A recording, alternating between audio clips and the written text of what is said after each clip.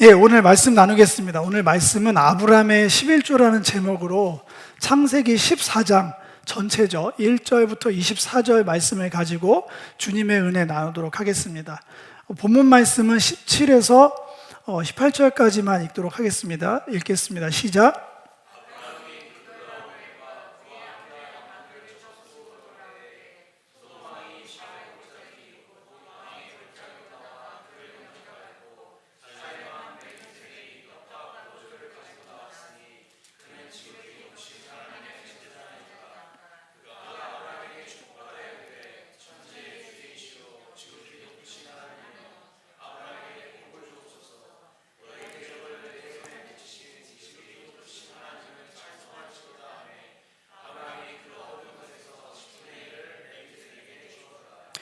아멘. 제목이 도전적이죠. 아브라함의 11조. 피해갈 수 없습니다. 그렇다고 제가 오늘 11조 특집으로 결론이 뻔하게 또 11조 내라고 하겠구만. 상상도 하지 마십시오. 전혀 다른 얘기를 드리려고 합니다. 오늘 화들짝 여러분들의 신앙을 개조시켜 드리도록 하겠습니다. 죄송합니다. 이게 너무 길어가지고 그냥 압축하겠습니다. 이게 한마디로 말하면 왕들 이름이 계속 되풀이됩니다. 눈으로 계속 보세요. 제가 시간 절약하는 광고가 너무 길었어가지고 뒤에다 힘을 좀 오늘은 실으려고 합니다. 미리 말씀드리지만 14장에는 하나님의 직접적인 말씀이나 하나님의 직접적인 사건 개입의 사건이 등장하지 않습니다. 그래서 흐름을 깬다고 별로 이거 없어도 앞으로 진행되는데 지장 없는데 이게 왜 들어갔지? 이렇게 스토리로 읽다 보면 의아해 하실 수도 있어요. 근데 충분히 이 본문 안에는 하나님의 직접적인 말씀도 하나님의 직접적인 개입한 묘사도 있진 않지만 어느 장보다 아주 진하게 하나님의 아브라함 인생을 향한 정말 노골적인 계획과 하나님의 분명하신 성품의 계시가 저는 들어있다고 보고, 스토리상으로도 14장은 15장의 그 이신칭이라고 대부분 알고 있는 아브라함하고 하나님하고 언약식하는 정말 그 창세기에서도 시그니처 같은 그 장의 앞 배경이 돼요. 되게 중요한 장입니다. 그래서 그 배경을 가지고 이제 읽으면 14장에는 성경에 처음 등장하는 두 단어가 나옵니다. 어마어마하게 묵직한 단어예요. 비중이. 왕과 제사장이, 우리는 너무 흔하게 그 단어를 성경에 계속 아무 때나 갖다 붙이지만 실제적으로 정황상이 아니라, 기능상이 아니라 단어적으로 왕과 제사장이라는 단어가 첫 번째 등장합니다. 이건 법칙은 아니지만 대부분 이제 막 성경을 솔팅해서 막 이렇게 분석하다 보면 그 단어가 처음 들어갔을 때 전후 문맥을 살피면 앞으로 성경에서 그 단어를 쓸 때마다 어느 정도 예상되는 흐름들이, 무엇을 성경에서는 왕이라고 하는구나, 어떠한 것을 제사장이라고 하는구나를 유추해 볼 수 있어요. 이걸 또 법칙으로 여겨서 뭐 사랑하면 모든 걸 다 거기다 갖다 붙이고, 뭐 왕하면 다 갖다 붙이고, 이렇게 답안지가 있듯이 갖다 붙이는 거는 신천지가 하는 거고요.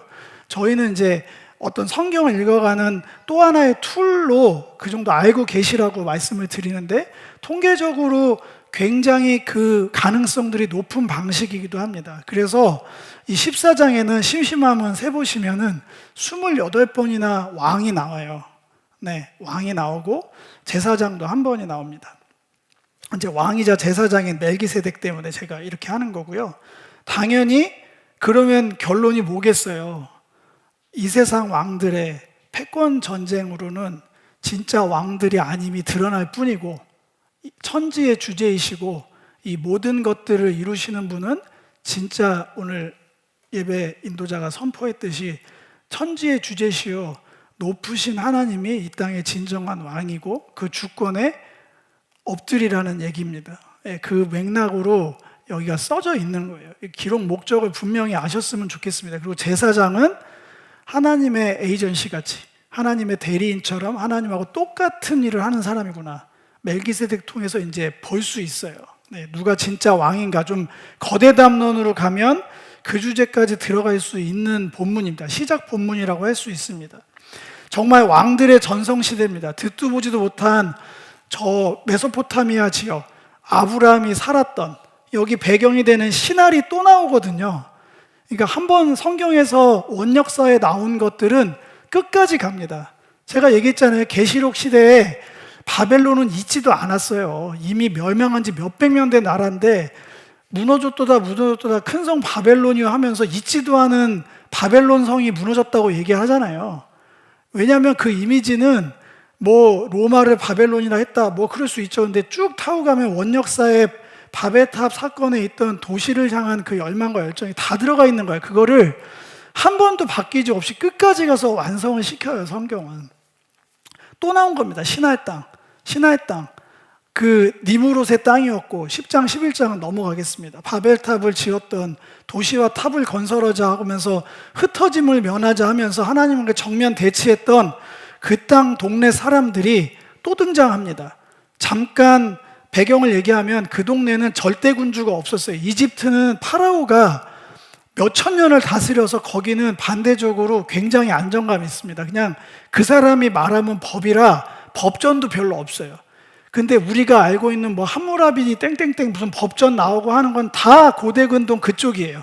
왜냐하면 거기는 유럽처럼 절대 군주가 없이 계속 패권이 바뀌었기 때문에 끊임없이 전쟁을 했던데요. 그러니까 그만큼 생존 경쟁이 치열했던 거고 이제 문명사나 전쟁사 자료들이 거기서 다 쏟아져 나오는 배경이 있고 아니나 다를까 이제 5대4 전쟁을 하게 됩니다.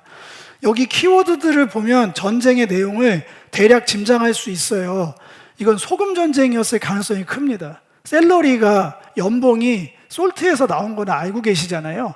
예전에는 소금이 되게 귀해서 연봉이 샐러리가 거기서 나온 거라고 언어하시는 분들이 많은데 염해에서 소금이 나오니까 고대근동은 바다가 없잖아요. 한참 가야 되니까 여기서 조공바치던 조그만 나라 왕들이 배신을 때리니까 저기서 화딱지가 나서 달려온 거예요.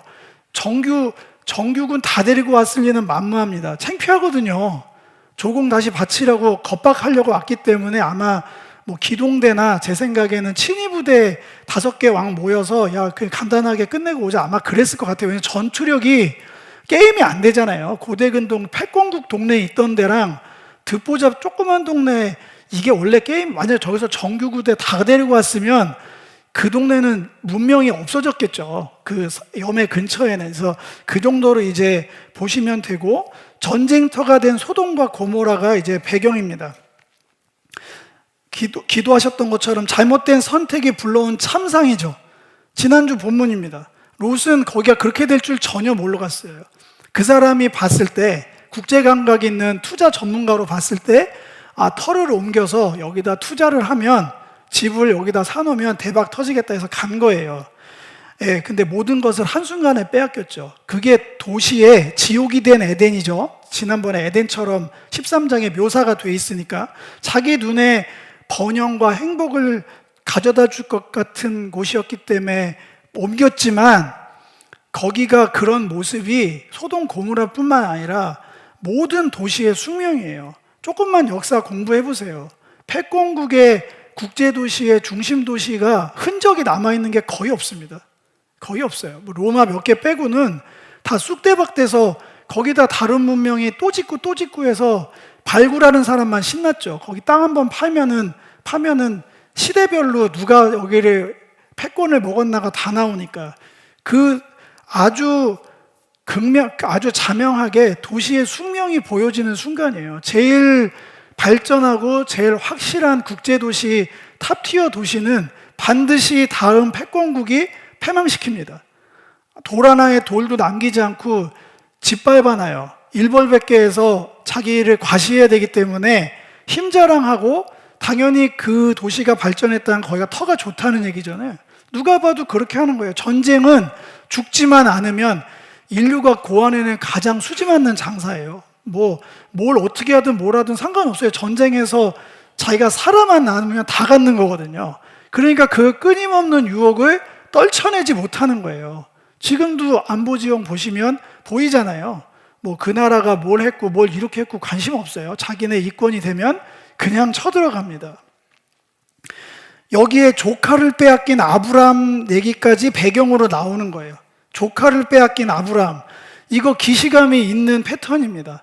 이집트에서 아내를 빼앗겼죠. 졸지에.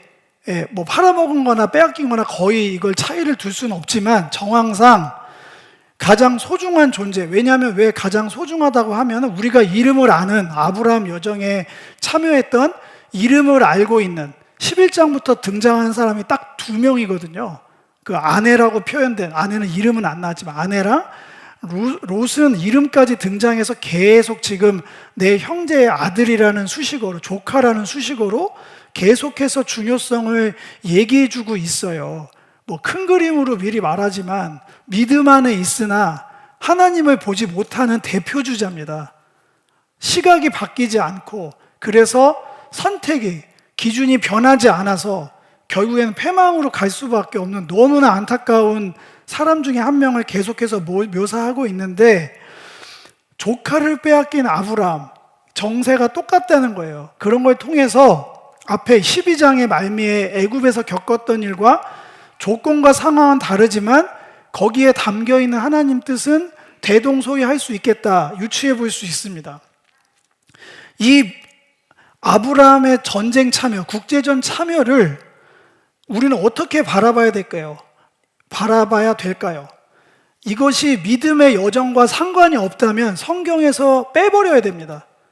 반대로 얘기하면 이 중요한 10장밖에 안 되는 아브라함의 한 50년 인생사에 한 장을 하려 했다면 우리는 심도 깊게 이 장을 계속해서 응시해야 돼요.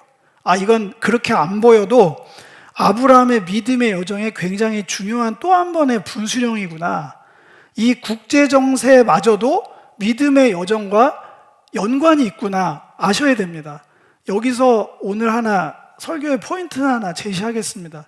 세상 돌아가는 것과 교회에서 예배드리는 나와 무슨 상관이냐고 얘기하시면 안 돼요.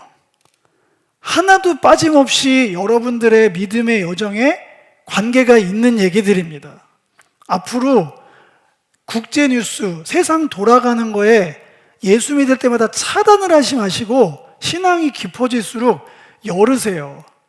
그렇게 안 하면 아브라함의 이 스토리는 도대체 여기 왜 등장할까요? 우리한테 무슨 교훈을 주려고? 11조 내라고? 말도 안 되는 얘기입니다. 국제정세, 하나님이 아브라함 때문에 국제전쟁을 일으켰다, 이건 오바고요. 제가 그렇게 하자는 게 아니라 우리는 이 세상 모든 돌아가는 시간 안에 우리의 믿음의 여정과 오늘의 나는, 오늘 시대는 무슨 관계가 있는지의 점의 좌표를 찍어가면서 살아야 돼요. 그래야 하나님이 우리를 어디서부터 어디로 인도하시는지 동선이 체크되고 흔들림 없이 그 길을 계속 갈 수가 있어요. 계속 직통계시 방식으로 지폐에서 쏟아져 나오는 간헐적인 이걸로 좌표를 찍으니까 신앙이 성장이 안 되고 갈지자로 계속 왔다 갔다 하는 거예요. 진자 운동을. 그러면 안 돼요. 분명히 우리가 신앙 성숙은 인생을 살아가는 것만큼 신앙도 이 신앙 여정을 통해 나와 함께 하신 하나님, 이 시대에 우리를 인도하신 하나님의 궤적이 보여지는 게 저는 예언자의 이 시대를 향한 제사장의, 이 시대를 향한 왕의 품격이자 성도의 직임이라고 생각합니다. 그렇게 해서 우리는 이제 하나의 가정을 세울 수 있어요. 이 국제전 아브라함이 참여할 수밖에 없는 이 배경 설명은 애굽 땅에서와 똑같이 아브라함의 신앙 여정, 더 정확하게 따지면 아브라함을 향한 하나님의 연단 과정의 또 하나의 변곡점이겠구나, 이렇게 인식하고 다음 페이지로 넘어가겠습니다. 넘어가기 전에 롯은 모든 걸 다 빼앗겼죠.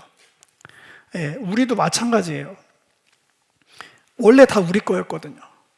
롯 입장을 대변하자면, 또 아브라함 입장을 대변하자면 다 아브라함 거였는데 이 세상 가운데 다 뺏긴 게 있습니다. 억울하게. 그 이니셔티브, 주도권에 관한 내용도 오늘 좀 살펴볼 수 있어서 오늘 대주제가 3개가 있어서 제가 어제 11시까지 끙끙 앓다갔어요. 한 3-4시간 저한테 주면 주제별로 1시간씩 했으면 좋겠는데 그래도 아쉬움으로 취사 선택은 안 했습니다. 3개를 오픈하고 여러분들 신앙만큼 묵상하시라고 오픈은 할 얘기입니다. 그 중에 이제 주도권에 대한 이야기 있어요. 싸워내야 되는 신앙. 자, 그 배경을 가지고 이 빼앗긴 것들을 하나님은 가만두게 하지 않습니다. 그거를 그냥 인심 좋은 척하고 착한 척하고 그걸 그냥 떠나보내진 않아요. 그건 힘없는 자의 변명이에요. 하나님께서 맡기신 것들은 지켜내는 게 영성입니다. 분투하는 게 영성이에요. 고요한 데만 찾아가는 걸 영성이라고 배운 건 굉장히 자유주의적인 신앙입니다. 이게 제가 오늘 좀 꼬였는데 마음이 급하는 증거인데, 생각을 해보세요. 세례 요한이 왜 예수님을 못 알아봤을까요? 기대했던 예수님 모습은 전투의 신이었어요. 내려오면, 메시아가 오면 다 쑥대밭 만들 줄 알았거든요. 정의롭지 못한 것, 하나님의 반하는 모든 더러운 것들을, 죄송합니다, 칼로 도려내는 줄 알았어요. 완전히.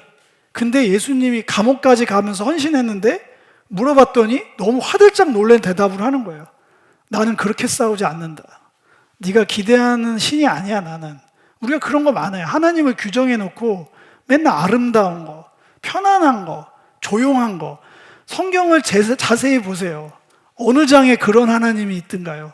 예수님은 치열하게 싸우셨어요. 예수님의 방법으로, 죄인을 끌어안음으로. 결국에는 전쟁의 끝에 다른 사람을 죽이는 게 아니라 자기 신이 희생하는 방식으로 싸우셨잖아요.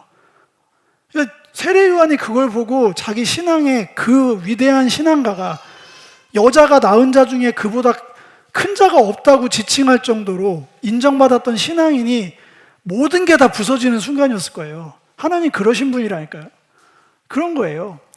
전쟁의 결론에 더 가겠습니다. 그 주도권은 어쨌든 이 분투하는 신앙은 굉장히 중요하고 하나님께서 찾아오라고 하십니다. 물론 아브라함한테 그런 명령한 장면은 없어요. 아브라함의 이 참전, 찾아오는 과정은, 여기 지금 현역이 계시기 때문에 제가 군사용어는 빼겠지만 이제 어마어마한 스킬입니다. 이거는 전투태세가 훈련이 갖춰져 있는 준비가, 이런 일을 꼭 예상이라도 했던 것처럼 전투태세가 준비되지 않은 사람이 애드리브로 할 수 있는 수준의 일들이 아닙니다. 가병을 즉시 동원했죠. 즉각 대원해서 부대를 2개로 나눠서 편성해서 기동을 합니다. 기가 막히게 쫓아가서 야간에 기습을 해서 끝내거든요. 이게 어마어마한, 저는 뭐 군대 전문가는 아니지만 어마어마합니다. 또 하나 여기서 놓친 키워드를 잡아내셔야 돼요. 맨 끝에 이게 2번이나 강조하기 때문에 설교자인 제 입장에서 말할 수밖에 없습니다. 동맹한 사람이 있어요. 그것도 이방인입니다. 100% 성경은 증언합니다. 아모리 족속과 동맹했다. 이것도 바알 베리트라고 되어 있어요. 히브리어로. 이건 주종관계 계약이거든요. 그러니까 아브라함이, 정리를 하면 이 아모리 족속은 가나안 전체를 대표하는 수식어로 많이 쓰이는 표현입니다. 가나안과 등치되는 수준의, 가나안 하면 아모리 족속 하면서 이방인의 표상이에요. 이 2번째 주제가 나오는 거예요. 거룩이 무엇인가? 아브라함을 통해서 이방인과 함께하는 거룩이 있다. 또 소돔 왕가 하는 걸 보면서, 손절하는 걸 보면서 이방인과 철저하게 손절하면서 구별되는 거룩이 있어요. 여기 오버랩되는 장면이에요. 318명이 잘못 읽으면 가병만 동원한 줄 아는데 아니에요. 나중에 전리품을 아모리 족속 사람들한테도 나눴다는 건 이 사람들 목숨 걸고 참전을 했다는 거예요. 이방인이 왜 아브라함 집안일에 참여를 했을까요? 아브라함의 위치가 보이고요. 아브라함의 삶의 자리가 보이는 거예요. 하란에 있을 때도 메소포타미아에 있는 걸 그대로 갖고 오지 않았어요. 이 사람 가는 데마다 사람을 붙여요. 그것도 누굴 붙이냐면 이방인을 붙입니다. 아브라함에게 이방인이 붙었다는 얘기는 뭐가 될까요? 축복받는 거예요. 하나님의 자녀로 들어올 수 있는, 왜냐하면 나중에 가면 이 사람들 다 할례 받거든요. 종들까지 다 할례 받잖아요. 아브라함하고 함께 하느냐 하지 않느냐는 죽느냐 사느냐의 문제예요. 성경에서, 구약에서. 롯은 떠나가잖아요. 믿음의 사람임에도 불구하고 정반대의 일이 여기 장면에 보여집니다. 동맹한 사람들을 끌고 가서 전부 다 찾아옵니다. 주도권을 도로 다 찾아와요. 어마어마한 일입니다. 그것도 여기서 이제 이 뒤에 멜기세덱이 한 걸로 알 수 있는데, 이걸 통해서 야, 아브라함 대단하다. 아브라함의 그 기적과 같은 승리를 찬양해라. 이 사람처럼 성실하게 살아야 돼. 이런 게 아닙니다. 이걸 통해서 이제 아브라함은 국제 무대에 등판을 하게 됩니다. 동네 총구석의 할아버지가 아니라 졸지에 국제전에 등판을 하게 되면서 관심을 받기 시작해요. 저 메소포타미아에서는 창피해서 가렸겠죠. 여기서 그래도 왕급 된 사람들이 기동대 끌고 와서 얼마나 이제 승전했으니까 천천히 느슨하게 갔겠어요. 전 정황은 이해돼요. 왜 이 기습에 당했을까? 반대 입장에 가면 아브라함이 그 약한 거리를 딱 치고 들어간 건데, 저는 돌아가서 창피해서 이런 기록 안 남겼을 것 같아요. 제가 보면 뭐 다른 핑계를 댔겠지. 근데 소돔과 고모라 땅, 이 패전국에게는 같은 동네에 살고 있잖아요. 두 가지로 주목을 받는 거예요. 하나는 그게 소돔하고 멜기세덱 왕의 시각으로 드러나는 건데, 소돔 왕은 견제자가 생기는 거죠. 내가 여기서 짱인 줄 알았는데 어마어마한 애가 동네에 있었네. 조심해야겠다. 라고 해서 이제 예의주시하는 주목도가 올라갔을 거고 영향력이 생겼을 거고요. 살레만 같은 사람은 완전히 다릅니다. 하나님의 사람이 나타났구나. 이제 우리가 바뀌겠구나. 이 다르게 해석을 합니다. 존재에 대해서. 이렇게 자세한 기록을 하는 목적이 뭘까요? 이거 우리가 알아서 뭐해요? 솔직히 말해서 하나님 얘기도 하나도 없는데.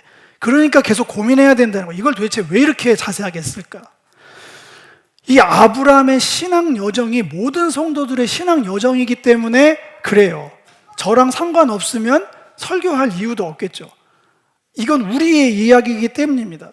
우리의 이야기라고 받아들인다면 지금도 변하지 않는 하나님, 아브라함의 하나님, 이삭의 하나님, 야곱의 하나님이 곧 우리의 하나님이니까 아브라함의 인생을 통해 계시되는 7언약과 5복을 성취해 가시는 하나님, 그 과정을 통해서 신실하신 하나님의 영광과 갈망을 명확하게 제시하시길 원하는 거예요. 창세로부터 지금까지 변치 않으시는 하나님의 뜻과 그 뜻을 성취해 가시는 과정이 뭔지를 한 사람의 인생을 통해서 그 인생에 개입하시는 하나님을 조명하게 하면서 극명하게 드러내고 있는 거죠. 그 뜻은 분명합니다. 완전한 하나님의 형상들을 통해서 이루어가기 원하시는 온 땅의 축복. 이거는 제가 그냥 정리한 거예요. 이 뜻은 변함없습니다. 십자가도 이것을 위해 지신 거예요. 십자가는 끝이 아니에요. 이 모든 완성을 향한 정말 정식으로의 시작인 거죠. 이미와 아직의 그 마지막 시대를 여신 거죠. 완전함이란 해석이 다 다를 것 같아서 창세기용어로 말씀드립니다. 안식에 참여하여 축복과 거룩을 누리는 자들을 얘기해요. 오늘 이 축복과 거룩이 이 본문 안에 단어적으로는 거룩은 없지만 정황적으로는 축복은 넘쳐나게 보이고요. 거룩도 아까 구별됨의 이슈도 보여집니다. 하나님의 이 완전한 하나님의 형상을 이루어가는 필연의 과정이구나. 그래서 이런 거 볼 때마다 창세기 12장 1에서 3절로 고정값을 두고 모든 아브라함의 사건을 추적하셔야 돼요. 아브라함을 이렇게 만드시기 위해서. 더 확장해서 얘기하면 아브라함을 축복의 통로 삼아서 열방을 반드시 회복하고 하나님의 뜻대로 뜻 가운데로 완성하고자 온 땅을 축복하고자 하시는 하나님의 열망에 결격이 되거나 곁가지로 펼쳐지는 것들, 방해하는 모든 요소를 지금 하나둘씩 제거해가고 계신 거예요. 아브라함을 성장시키는 과정에서 뭐 내적 갈등, 그 다음에 기후변화, 좀 크게 얘기하면 기근이죠. 가난이 기후변화 때문에 온 거니까. 그다음에 국제정세, 이 믿음의 성장을 방해하는 모든 환경은 지금도 여전히 있거든요. 그 가운데서 우리는 어떠한 스탠스를 취해서 이 믿음의 한 걸음씩을 하나님과 손을 붙잡고 동행해 나가야 하는가. 그 모델을 저는 제시하고 있는 또 하나의 스토리라고 생각합니다. 이 마지막 오늘 여러분들이 읽은 본문의 내용의 하이라이트입니다. 이거는 한번 17, 24 아까 본문도 읽으셨지만 한번 다시 읽겠습니다. 시작.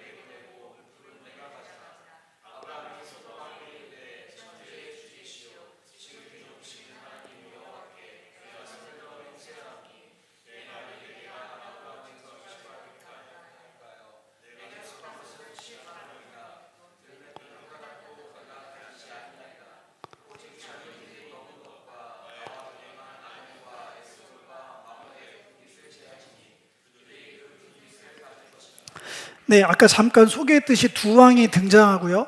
전혀 다른 방식으로 아브라함과 관계 설정이 됩니다. 결론적으로 소돔 왕의 오만한 영접부터 살펴보면요, 이 사람 패전국의 왕이에요. 패전국의 왕. 전리품을 이래라 저래야 할 권한이 없습니다. 그리고 잘 생각해 보세요. 저쪽에서 기동대가 와서 쑥대밭이 됐잖아요. 나라가 역청구덩이에 빠져가지고 나라가 지금 질서가 다 무너지고 왕의 권위가 흐트러져서 차가운 시선으로, 날선 시선으로 아브라함이 땀만 먹었으면 소돔 먹었습니다. 그것도 생각해 볼 여지가 있어요. 아브라함이 지금 여기는 승전까지 했기 때문에 기세까지 게임이 안 되거든요. 여기서 살짝만 방향을 바꾸면 다 그냥 싹 갈아엎을 수도 있는 상황인데, 나는 소돔 왕이 그거 알아가지고 일부러 그랬다고 생각합니다. 그런 것까지 다 정치적으로 해가지고 선을 긋는 거죠. 자기가 아직도 권위가 뭐가 있느냐 해서 사람하고 물건이랑 전리품을 분배해서, 꼭 예전에 바로가 출애굽할 때 뭐는 어떻게 하고 남겨두고 저것만 가져가서 예배해라, 기억나시죠? 나중에 출애굽할 때 다 오버로 여기 패턴이 다 나오는 거예요. 그 과정 똑같아요. 그렇게 해서 뭘 원하는 거냐면, 우리 협상 맺고 조심스럽지만 동맹 맺고 어떻게 해볼래? 거래죠. 거래를 트자는 거예요. 계약을 맺자는 얘기입니다. 이거를 아브라함이 애굽 때는 그 전리품 다 받아왔거든요. 아내 팔아먹고 파라오가 이거나 먹고 빨리 이 땅에서 나가 했을 때, 그거 원래 저 같으면 자존심 상하고 창피해서 놓고 나왔을 텐데 아브라함 넙죽 받아갖고 나왔어요. 그게 문제가 돼서 롯이랑 내적 갈등이 생긴 거잖아요. 근데 그 사이에 아브라함은 벌써 변했어요. 이거 받지 않습니다. 단 하나도 갖지 않겠다. 이거는 개인이 강직함이 아닙니다. 정확한 성경의 근거가 있어요. 창세기 13장 13절에 소돔 사람은 여호와 앞에 악하며 큰 죄인이었더라. 13장에 증언하는 거가 여호와 앞에서의 분명한 기준점으로 아브라함은 살아가기 시작한 거예요. 그거 아니었으면 거래를 하든 뭐래든 움직였을 거예요. 그냥 주는 거 잘 받았을 수도 있어요. 기준이 바뀐 거예요. 기준은 내가 기준이 아니에요. 이제 여호와 앞에서가 코람데온 거 아시죠? 라틴어로 여호와 앞에서. 여호와 앞에서의 기준, 하나님이 이 사람들의 삶을 어떻게 바라볼 것인가, 하나님이 이 도시를 향한 하나님은 어떻게 평가하실까, 그게 기준이 돼서 함께하지 않는 거룩을 택한 거예요. 구별됨.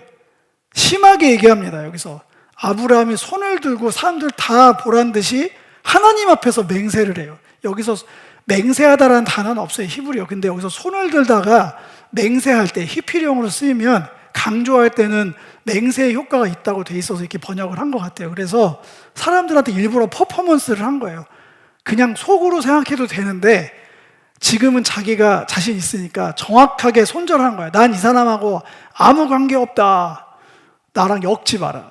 나는 하나님, 이 죄인들의 자리에 함께하지 않겠다.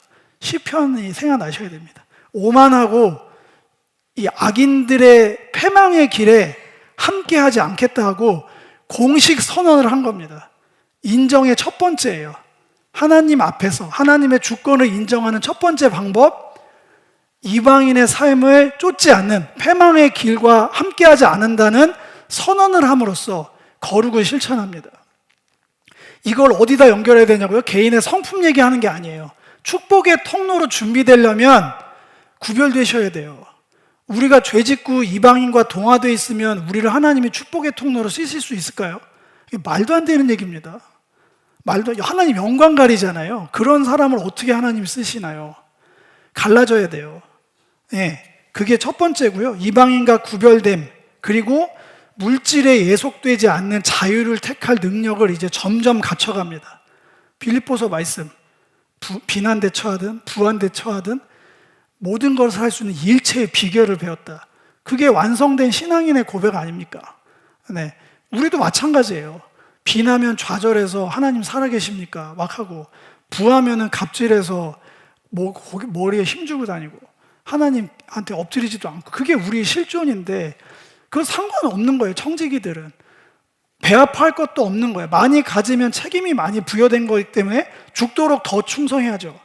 없으면 없는 만큼만 하면 됩니다. 많이 하는 사람 쫓아하다가 번아웃 돼요. 양쪽이 다. 두 번째, 살레망 제사장 멜기세덱의 영접은 굉장히 다릅니다. 그리고 미리 말씀드리지만 멜기세덱은 통편집하겠습니다. 히브리서까지 가서 막 얘기를 하기에는 주제에 맞지도 않고요. 이게 오늘 더 명확하게 가야 되는 걸 흐리는 효과가 있어요. 그거는 나중에 하시고, 오늘은 이 살레망 이름은 아시잖아요. 의와 평강의 왕, 이름 자체가 벌써 의미심장하잖아요. 근데 그거보다 더 중요한 건 뭐냐면 이 사람이 한 말, 이 사람이 믿는 하나님과 아브라함이 믿는 하나님이 놀랍게 일치한다는 거예요. 살레망은 인정하셔야 돼요. 100% 이방인입니다. 100% 장담합니다. 살렘 왕이라고 돼 있잖아요. 그냥 어디서 굴러온 사람이 아니라 이 지역을 다스리는 왕이면 가나안 족속 사람이에요. 이방인 제사장이 같은 하나님을 찬양하고 있다니까요. 굉장히 어색해 하셔야 돼요. 굉장히 이질적이어야 된다니까. 우리의 한계를 깨버리는 거예요. 미리 또 하나 말씀드리지만 요셉은 온 제사장 집안 사람이 사위가 됐어요. 이방인 제사장의 사위가 됐다고요. 하나님 뭐라고 안 하셨어요. 야, 네가 어떻게 나한테 그럴 수 있냐. 내가 네 삶을 형통하게 했는데 이방인 제사장하고 결혼을 해? 우리는 목에 칼이 들어도 안 됩니다 그러잖아요. 하나님 그 요셉 인생으로 모든 사람을 살리셨어요. 이걸 다 깨셔야 된다니까. 똑같이 모세도 이방인 제사장하고 결혼했어요. 사위가 된 건 똑같아요. 근데 모세는 그런 식으로 사용 안 하셨어요. 철저하게 싸우라고 했어요. 거기서 구별돼서 나오라고 했거든요. 성경 잘 보셔야 돼요. 규정하시면 안 됩니다. 하나님 자리에 앉으시면 안 돼요. 우리가 아는 하나님은 어색해지셔야 돼요. 규정되면 안 됩니다. 신학이 하나님을 가두면 안 돼요. 계속해서 확장해야 됩니다. 하나님에 대한 지식, 하나님을 향한 예배, 그 영광 앞에 엎드리는 주권의 인정, 그 모든 것들이 성숙해 가야 되는 과정 중에 있어요. 멜기세덱을 여기서 예수님 끌어다가 그냥 넘어가면 안 된다는 취지로 얘기 드리는 거예요. 이방인 제사장이 어떤 영문인지 똑같은 하나님을 예배합니다. 천지의 대주제이신 지극히 높으신 하나님, 아브라함이 선포했던 하나님을 이방인 제사장이 그대로 선포합니다. 고대 근동학자들은 연구해서 얘기합니다. 고대 근동에서 이 수식어를 쓰는 신이 없었다고 합니다. 바알한테 가끔 붙였다고는 하는데 근거가 되게 희박하대요. 그래서 이건 되게 독특한 여호와를 향한 호칭으로 많이 좁혀지고 있어요 지금. 그거를 이 사람이 했고, 그러니까 거부감 없이 아브라함이 받아들인 거예요. 그리고 또 하나, 멜기세덱 제사장은 하나님의 대리인적 역할을 합니다. 아브라함을 처음 부르셨을 때 하나님께서 아브라함에게 약속하신 게 뭐였나요? 내가 네 인생을 반드시 축복하겠다. 열방을 향한 축복으로 너를 사용하겠다 약속하셨잖아요. 지금 멜기세덱이 그걸 그대로 하고 있는 거예요. 우리가 축도로 예배가 끝나잖아요. 그리고 앞으로 민수기에 가면 아론 통해서 첫 번째 공식 그 블레싱이라는 찬양 가사 있잖아요. 몇십억 표 돼 있는 주에게 복 주길 원하고, 그 찬양이 하나님을 대리하는 사람들의 특권이에요. 그래서 제가 전도가 어려우면 주님의 이름으로 축복 기도 해드려도 되겠습니까? 그게 같은 얘기라니까요. 계속 쏟아 부으세요. 하나님의 대리인으로. 하나님이 원하시는 거니까. 그럼 열립니다. 이거는 뭐 비법을 얘기하는 게 아니라 진짜 좀 표현상 고대로부터 내려오는 하나님이 원하시는 사역 방식이에요. 스킬이랄까? 우리가 믿는 하나님의 이름으로 축복할 수 있는 권한이 우리에겐 있어요. 그 사람들은 우리를 축복 안 해요. 인사만 하지. 하나님, 이 사람의 얘기는 뭐냐면 정확하게 전쟁의 성격과 승리가 누가 했는지를 선포합니다. 뭐라고 얘기하면 너희 대적을 네 손에 붙이신 하나님을 찬송하라고 아브라함을 예배의 자리로 끌고 옵니다. 교만할 새도 없어요. 아브라함은 이미 갖춰져 있음에도 불구하고 하나님이 제사장 보내서 네가 한 거 아니잖아. 이 전쟁 너의 가병, 너의 인맥, 너의 전투태세로 승리할 수 있었던 게 아닌 거 너 인정하지, 사람들 앞에서, 하나님 앞에서 말해봐, 찬양으로 대답해봐, 딱 얘기합니다. 진짜 이런 게 많아요. 죽도록 제가 헌신한 게 맞거든요. 치열하게 산 게 맞는데 그러다 보면 치열함만 남고 그 삶을 허락하신 하나님이 보이지 않을 때가 많아요.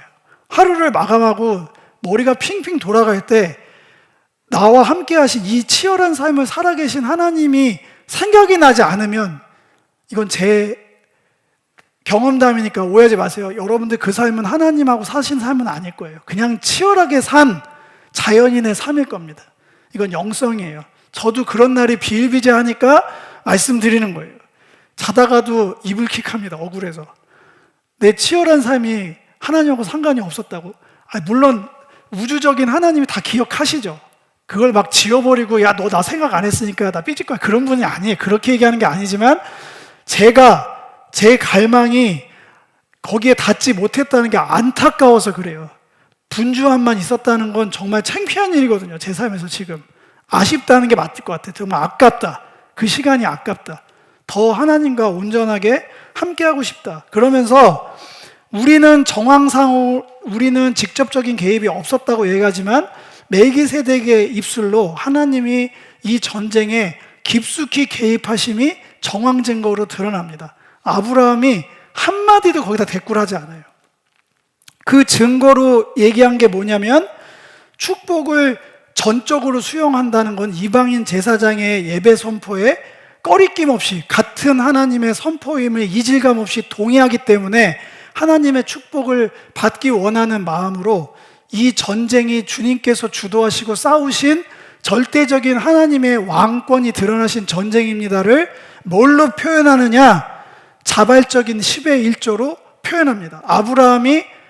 멜기세덱이 10의 1조 바치라는 말이 없어요. 여기는 율법 시대도 아니기 때문에 조금 열면 고대 근동의 문화이긴 해요.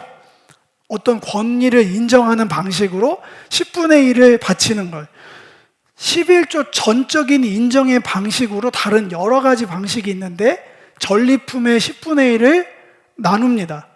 그렇게 지금 표현이 돼요. 그리고 나서 분깃을 자기랑 동맹한, 죽기까지 함께한 아모리 족속의 사람들과 나누기 위해서 그 분깃을 취해서 나눕니다. 두 번째 거룩이에요.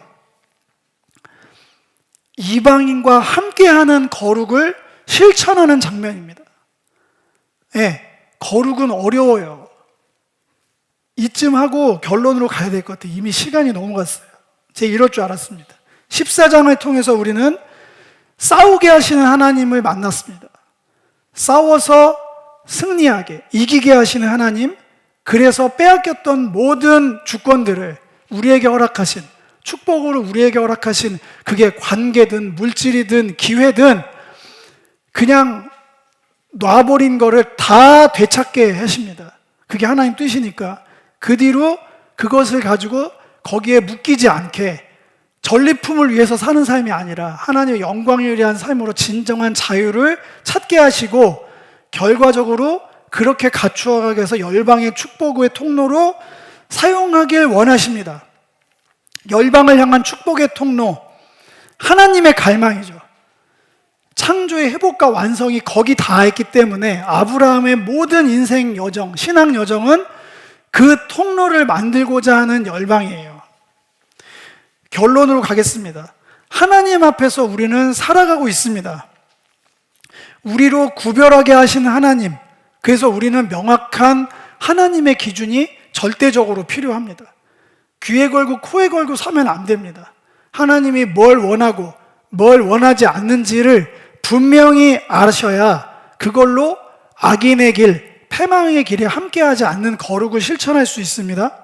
우리로 축복하게 하신 하나님을 통해서 명확한 인정으로 주님의 주권을 인정하는 삶으로 나아가야 우리가 주님의 축복을 온전히 누릴 수 있습니다.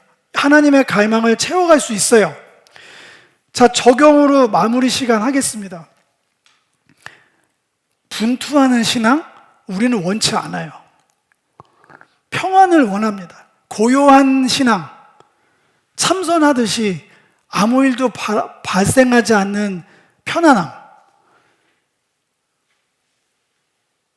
여전히 우리와 함께 우리를 통해 싸우시는 하나님은 만나지 못하실 거예요. 죄송한데. 그러면 에베소서 6장 전신갑주 얘기는 통편집 하시는 게 좋겠습니다.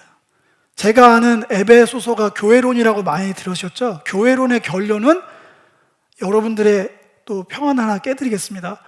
싸우랍니다. 근데 팁이 하나 있습니다. 전신갑주를 입으라는 게 어떤 의미일까요? 하나님이잖아요. 하나님의 전신갑주잖아요. 하나님이 우리를 통해서 우리와 함께 싸우시겠다는 얘기잖아요. 하나님은 지금도 아까 제가 읽지 않았어요. 이건 보여드려야겠네요. 출애굽기 홍해 가르자마자 그때 신앙인들은 하나님을 뭘로 묘사했을까요? 용사 되신 하나님의 싸우시는 하나님. 하나님이 치열하게 우리랑 싸우시는구나. 우리 삶에 개입하셔서 모든 빼앗겼던 출애굽이 구원의 예표라면서요. 자유케 하시는 데는 하나님의 싸우심이 절실하거든요. 그러니까 교회더러 분투하라고 초청하는 거예요. 내 전신갑주를 입으라. 나와 함께 나를 위해 싸워줄래? 교회여 일어나라. 그게 신앙의 본질입니다. 그게 성숙된 신앙의 결과예요. 평안으로 시작하는 거 인정합니다. 능력으로 치료받는 거 절실합니다. 그렇게 회복되시면 일어나세요. 일어나서 분투하는 신앙의 자리로 찾아 들어가셔야 됩니다. 이건 청년들이 저한테 되게 많이 질문했던 거예요. 왜 자꾸 싸우라고 하냐고. 특정 선교단체에서, 예배 중심 선교단체에서, 제가 특정 교단, 단체를 얘기하면 안 되죠. 저한테 끊임없이 공격은 아니고, 안 맞는다. 신학이. 되게 많이 떠나갔어요. 근데 저는 그때 에베소서 설교를 하고 있었거든요. 이해할 수가 없어요. 설교를 안 들었구나. 성경을 진지하게 보지 않는구나. 내가 만든 말이 아닌데. 두 번째, 거룩한 삶, 대위임명령 기억하시나요? 예수님이 승천하시면서 제자들에게 남기신 유언은 뭘까요? 세상하고 구별되라? 그런 말 하신 적 없습니다. 개토돼가지고 다른 데 신앙촌 짓고 살아라? 어디 그런 게 성경에 있습니까? 세상 속으로, 세상 속으로도 아니에요. 세상 끝까지 가라. 끝까지. 세상 끝날까지, 세상 끝까지 들어가서 살아라. 단 구별되라. 되게 어렵습니다, 이거. 제가 왜 어렵다고 표현할까요? 엎드리라는 얘기예요. 기도는 이게 기도할 거리예요. 나머지는 주님이 채우신다고 하셨잖아요. 그건 우리의 자존심 같은 얘기예요. 중원부원 이방인들이 구하는 기도라고 예수님이 답답해 하셨잖아요. 그거 갖고 막 비난하진 않으셨어요. 실존이니까. 대신에 진짜 기도할 거는 이런 게 어렵지 않니? 이거 하나님이 너희한테 미션 준 거 대위임 명령이 열정으로만 되실 것 같아요? 제가 청년의 열정으로 살아봤어요. 아니에요. 하나님의 지혜가 절실합니다. 낄낄빠빠라고 하죠. 어디는 껴야 되고 어디는 빠져야 되고 그거를 매뉴얼북이 없어요. 성령과 동행하면서 순간순간마다 잡아내셔야 돼요. 하나님의 뜻을. 이거는 고도의 엎드림이자 전적인 예배자가 아니면 죄송하지만 쉽지 않아요. 저도 되게 자신 있는 얘기가 아니에요. 거룩한 삶. 근데 왜 그렇게 거룩을 추구하시냐면 축복의 통로는 거룩해야 되는 거 아닙니까? 더러운 통로를 하나님이 어떻게 쓰세요? 끌어안을 이방인들은 끝까지 가서 예수님 하셨던 것처럼 죄인이고 뭐 창녀고 세리고 그냥 끌어안는 거예요. 또 한 부류는 절대로 같은 자리에 앉아있는 게 되면 안 되는 게 있어요. 악인의 자리. 뭔가 조약을 맺고 함께 묶여 들어가는 구속되는 자리. 절대로 들어가시면 안 됩니다. 마지막입니다. 뭐 일부러 그런 건 아닌데 11조는 짧게 얘기하게 됐네요. 여기 11조에 내야 되는 근거로 쓰기에는 예수님의 또 사자오가 기억납니다. 바리새인들, 율법학자들 뭐라고 하시면서 그 유명한 11조 질문할 때마다 목사님들이 대표 구절로 하는 거 있잖아요. 너 11조는 들으면 뭐 근체와 박하와 그건 하면서 율법에 더 중한 바 정의와 하나님에 대한 사랑과 믿음은 버렸다. 둘 다 해라 얘기하잖아요. 그래서 그걸 또 그 본문을 또 11조의 근거로 끌어오잖아요. 거 봐라 버리지 말라고 하랬잖아. 제발 그 본문의 의도를 11조를 하냐 마냐로 가져가지 맙시다. 왜냐하면 솔직해집시다. 우리의 고민은 여전히 그 예수님의 뉘앙스를 잘 생각해 보세요. 둘 중에 이것도 하고 저것도 하라는 게 방법을 가르쳐 준 거예요. 11조의 중요성? 아니잖아요. 원래 이거 끝까지 제가 몰아가야 되는데 시간이 없습니다. 그 방식으로 충분하냐고 묻는 거예요. 너가 만드는 시대가 교회에서 제안한 그 방식으로 주권을 인정하면 정말 하나님 주권 인정하는 게 맞겠어? 정의롭고 하나님을 사랑하고 믿음으로 살아가는 그 삶으로 다 드려져야 되는 게 마땅한데 10의 1조 정도로 퉁치고 넘어가면 그게 되겠어? 굉장히 뉘앙스가 애매한 답변입니다. 물음일 수 있어요. 초대교회 얘기하잖아요. 초대교회는 종말이 겉에 바로 있는 줄 알았으니까 특수한 시대 때 한 겁니다. 그러면 초대교회 얘기 그만하시죠. 시대가 바뀌었으니까. 근데 맨날 초대교회로 돌아가자고 하면서 겨우 11조를 질문한다고요? 거기는 제가 알기로 10의 1조 얘기는 아웃 오브 안중이던데 자기 것이 없다고 써있던데요. 로마서 다니면서 바울 서신 보세요. 바울이 11조 얘기하던가요? 그런 유치한 얘기 하지 않습니다. 은혜 받은 만큼 연보로 다 드려라. 네 거 내 거 없다. 거기 유무상통 얘기하는 게 아니라 은혜 받았으면 은혜 받은 만큼 연보로 갚아라. 빚진 자의 심정으로 갚아. 그 얘기를 서신서마다 쓰던데요. 11조가 이슈되지 않은 게 이방인들이 11조를 잘해서요? 그 사람들한테는 전부를 원한 거예요. 우리가 11조 질문을 할 때마다 저는 이제 이 설교를 했으니까 되받아치겠습니다. 여러분 정말 11조로 충분하시겠어요? 호기롭게 도전합니다. 정말 그걸로 하나님의 주권을 인정하는 거를 그 방식으로면 되시겠어요? 제가 얼마 전에 누가 질문해서 얘기했습니다. 저 같으면 10분의 9로 확인했을 거다. 저는 정말 그랬을 겁니다. 네가 나한테 주권을 인정한다면 10분의 9 정도는 바쳐야지. 이제 9 정도 하면 이제 점점 깎아줄게. 저는 이제 얍삽하기 때문에 100% 그랬을 건데, 그래서 저는 11조 고민할 때마다 생각하세요. 11조 내는 이 방식으로 충분한가? 그래서 또 플러팅, 가스라이팅해서 11조 잘 내세요 얘기하는 게 아니라니까요. 생숙교회 초반에 모였던 개척 멤버들한테 제가 뭐라 그럴게요. 최소 10의 3조는 해야 되는 거 아니냐, 우리 죽을 때. 그랬어요. 그러고 시작한 교회예요. 그러니까 제가 양을 얘기한 게 아니고요. 11조를 꼭 해야 됩니다. 이 방식은 최소한이에요. 이런 게 아니에요. 저도 예수님하고 똑같은 방식으로 얘기합니다.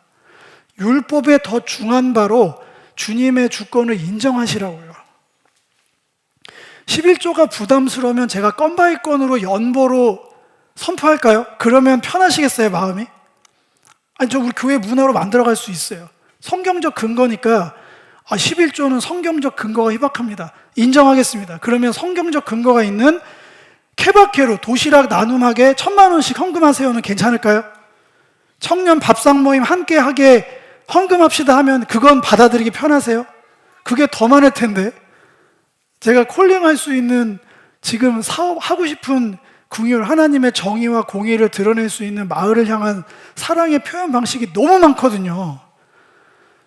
그러니까 제가 이 메시지를 마무리하면서 이 14장 가지고 이렇게 많은 내용들을 우리가 진지하게 고민할 수 있는 기회를 얻을 수 있어요. 그 안에서 우리로 함께 하시는 이런 다양한 하나님을 우리가 만나야 우리의 이 하나님을 향한 예배가 확장이 되고 더 날마다 깊어질 수 있습니다. 그건 여러분의 인생만을 위함이 아니에요. 축복의 통로로 사용하시기 위한 하나님의 갈망이세요. 말씀을 맺겠습니다. 오늘 아브라함의 어떻게 보면 우리랑 상관없을 것 같은 국제전 참전 이야기, 맨날 레파토리 돌아가는 11조 본문 안에서 최소한 덩치 큰 3가지 주제가 드러납니다. 과연 우리의 삶은 나와 함께 싸우시는, 나를 통해 싸우시는 하나님과 함께하는 삶인가?